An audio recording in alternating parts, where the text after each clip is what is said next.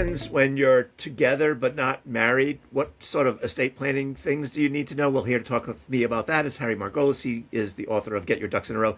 Harry, welcome. It's always good to be back, Bob. Likewise. So, what is it that unmarried partners need to know about estate planning? Well, they really should have more incentive to do it than married partners. I mean, everybody should do their estate planning, of course, but the law has a lot in place for married couples that comes with being married. So you have rights to inheritance. Depending on the state, you might have rights if somebody is hospitalized to be an agent or just to speak for them, have access to medical records or to talk to doctors. All these things come with being married, which you don't have if you're not married. So then you have to put them in place yourself. So it means if you want your partner to be able to talk to medical people, if you become injured or ill, then you need to complete a healthcare proxy or a healthcare power of attorney, depending on your state. If you want them to be able to make financial or legal decisions for you, you need a durable power of attorney. And if you want them to inherit anything, you need a will. And so, I mean, a lot of people circumvent the need for wills by having beneficiary designations or having joint accounts, things like that, or trusts, of course, also ways to avoid probate. But if you don't have those in place, you need to have a will. The will also names the person who's going to be your personal representative or executor after your death, so the person who's going to be in charge.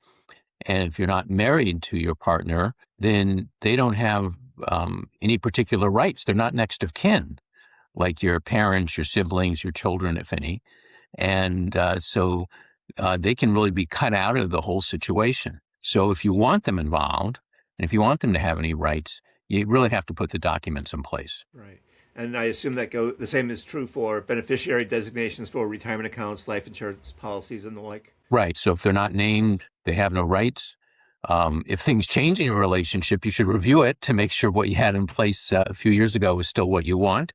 Because I mean, some non-marital relationships go on for years or decades, but some are a little less stable than marriages. And again, it's a little more formal. So you're not going, if you break up, you're not going through a formal divorce. So you're not thinking about checking all these things or checking all the boxes about what you have to change. Yeah. What's the worst case outcome for someone that might be unmarried for their partner if they're not named in the will, if they're not named as the beneficiary of a trust, et cetera? Basically, they have no rights and they receive nothing. So it's pretty hard to argue against that. You may argue that there were some agreements, some contractual rights, that they have a claim against the estate, but it's unlikely that that's going to be given up very easily by the people who inherit by matter of law.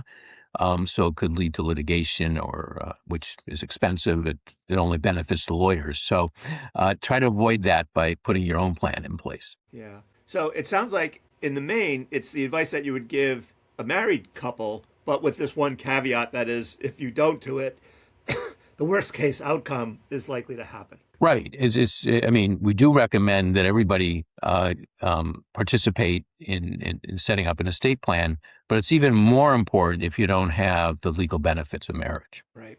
So I think we covered most of the ground. Anything we missed or bears reemphasizing? I think that covers it.